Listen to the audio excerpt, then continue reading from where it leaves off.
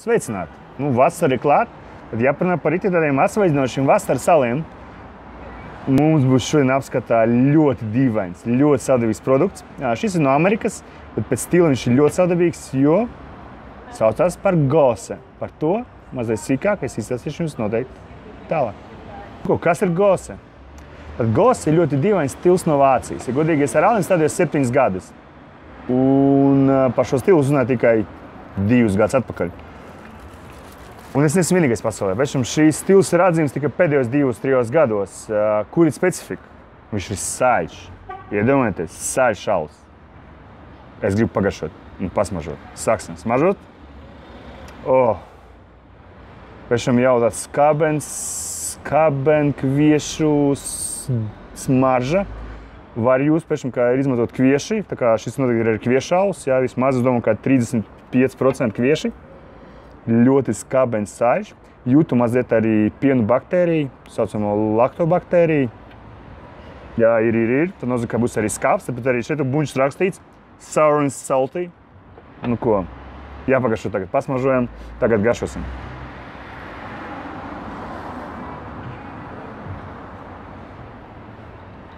Oh my God! Ak, Dievs! Patiešām. Es šālu esmu garšos pirms tam vairākas reizes, un tas bija apmēram gadu atpakaļ.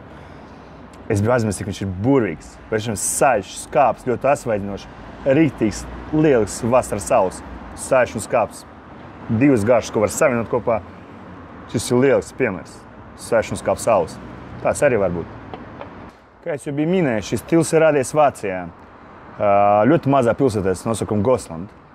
Un tā ir tā nosakums, Gosland. Kur ir specifika? Kāpēc saļš? Tad redziet, pie šīs Vācijas pilsētas ir ļoti daudz saļu raktuvs. Tāpēc audzdarītavām bruvēt šo alu, tas ūdens vienkārši bija saļš. Jā, mūsdienās, protams, izmanto jūras salu, pievienot klāt un tā tālāk un tā tālāk. Bet vēsturiski pats ūdens vienkārši bijis saļš. Tāpēc arī šis alis ir viegli saļš. Ēdienas sadarība. Saļš alis ar ēdienu, viss patīk ar ko tad?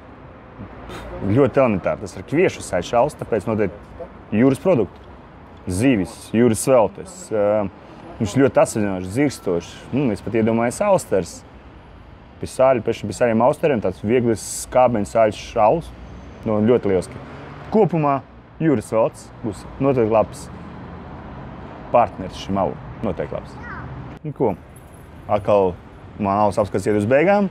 Es pagaršošu šo ļoti dīvainu alu no Westbrook Daritavas, no Amerikas, bet ar Vācijas pieskaņa no šīs pilsētas Gosla, kas ir radies saļš alus, burvīgs alus.